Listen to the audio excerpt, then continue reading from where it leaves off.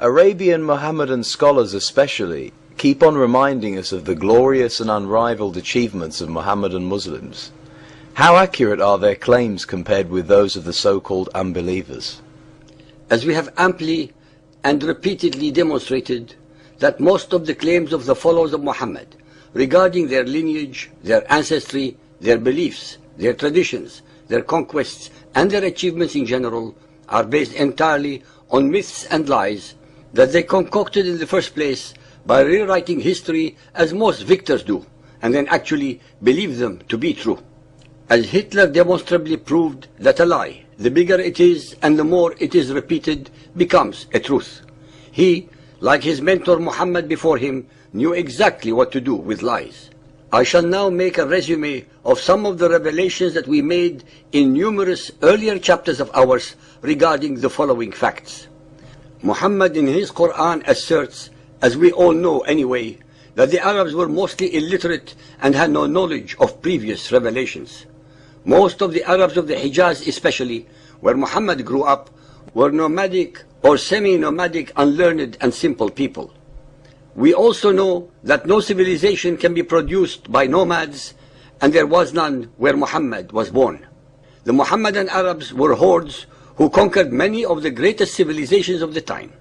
The Sassanid Persian Zoroastrians, the Byzantine Christians, the Coptic Christian Egyptians, the Hindu Indians, etc. For the first 100 years, the Umayyad Arabs were more interested in the acquisition of plunder through the conquest of peoples, slaughter, subjugation, booty, and enslavement. They had absolutely nothing of value to contribute to the colonized peoples on 3 continents, Asia, Africa, and Europe. The architecture of their mosques and the administration of the expanding empire were achieved by the architects, artists, and bureaucrats of the subject nations, whether they converted to Mohammedan Islam or remained Christians, Zoroastrians, Hindus, or of the faith of the Jews. It was the Christians and Jews of the subject peoples of this new empire who translated to Arabic the legacies of the Greeks, Romans, Persians, and others, scientific, literary, and theological.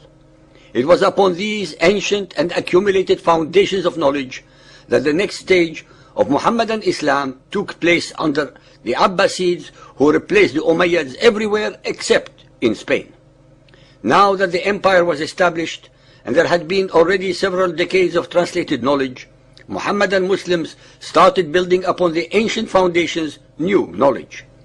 I would like to refresh your memories about the fact that the greatest number of these scientists and literati were from among the conquered civilized peoples and not from pure Arabs. Also remember that these achievements, even in Andalusia, Spain, occurred under Mohammedan Muslim leaders who were more secular and not fundamentalist. That absolutely nothing of value can ever be produced in the abyss of fundamentalist Mohammedan Islam, as the Taliban of Afghanistan and others prove.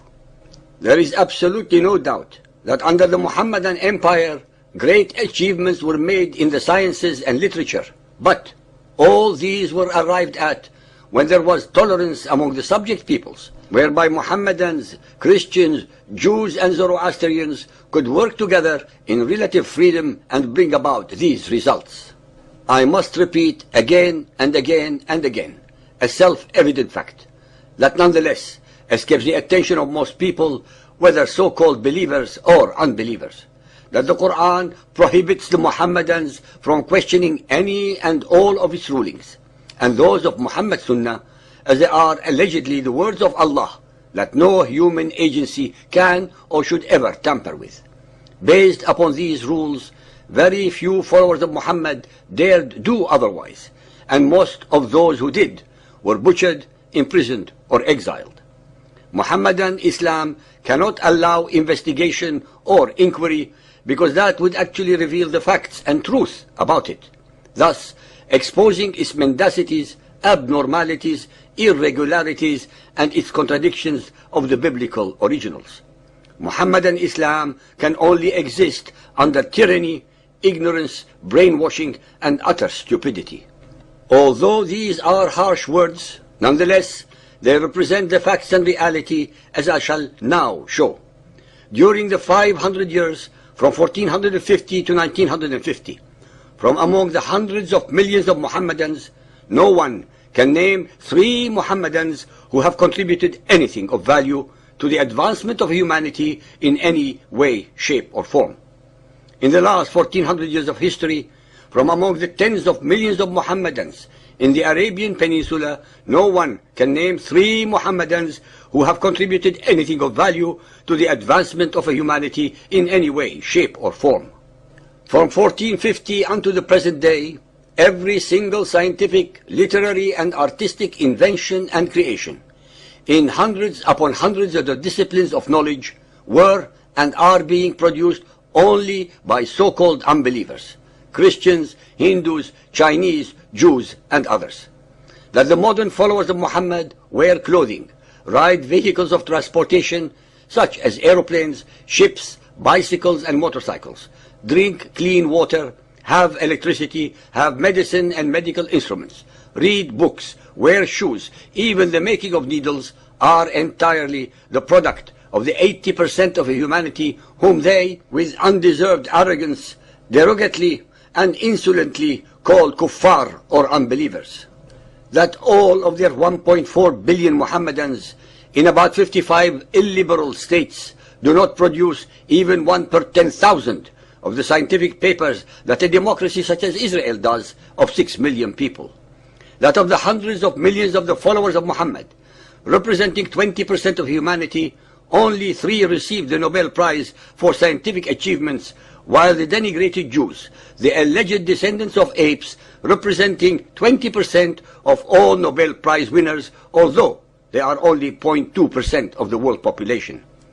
I had to mention these statistics to show that the only logical and intelligent conclusions regarding such extreme anomalies in human achievements must reside in the fact that the followers of Muhammad as human beings are not born stupid and or ignorant, but that it is their cult belief system that indoctrinates them into being ignorant and unlearned. I sincerely hope that some of the followers of Muhammad who listen to these revelations and statistics will have second thoughts and start investigating, learning, comparing and contrasting the scriptures and literature of the so-called unbelievers, and may then change their mind about their cult belief system.